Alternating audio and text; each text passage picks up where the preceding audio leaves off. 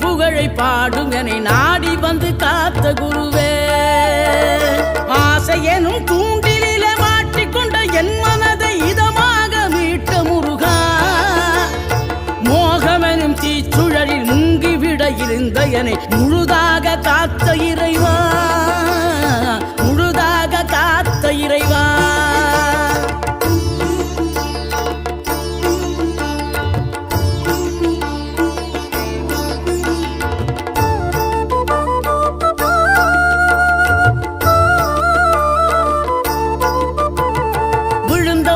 எழுவதுவும் எழுந்தவர்கள் விழுவதுவும் முருகாவும் செயலாலன்றோம்.